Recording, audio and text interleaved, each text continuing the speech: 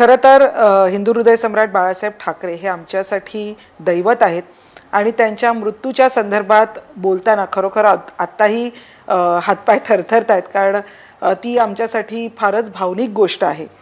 आमचे मुख्य नेते रामदास कदमजी हे खरं तर बाळासाहेबांबरोबर काम केलेले, त्यांचे जे कोणी मुठभर जवळचे मित्र म्हणून आपण म्हणू शकतो असे रामदास कदमजी आहेत.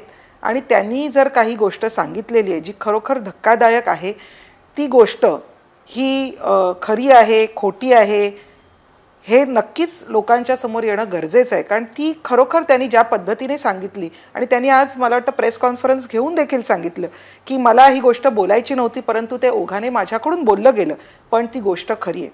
तर माझी विनंती आहे की आता एवढा त्याच्यावर गदारोळ करण्याच्या ऐवजी तुम्ही आत्ताच जे सांगितलं की उद्या अनिल परब येऊन बोलणार आहेत, तर कशासाठी अनिल परब येऊन बोलणार आहेत? स्वतः उद्धवजीनेच ह्याची शहानिशा करून सांगून टाकावं की या बाबतीमध्ये काय सत्यता आहे. कारण त्यावेळेला जेव्हा ही गोष्ट घडली त्यावेळेला अनेक नेते किंवा अनेक आत्ता जे आहेत उबाठामध्ये सुद्धा आहेत, त्याचप्रमाणे आमच्याबरोबर सुद्धा शिवसेनेबरोबर सुद्धा आहेत, असे अनेक नेते तिथे उपस्थित होते. स्वतः मी सुद्धा तिथे उपस्थित होते. तर मला असं वाटतं की वरती काय चाललं होतं, कारण आम्ही सर्वजण खाली उभे होतो मातोश्रीवर, आणि त्यामुळे हे तेव्हा ज्येष्ठ नेते होते, त्याच्यामुळे जर ते काही सांगत असतील, जबाबदारीने सांगत असतील, तर नक्कीच त्याची शहानिशा होणं गरजेचं आहे.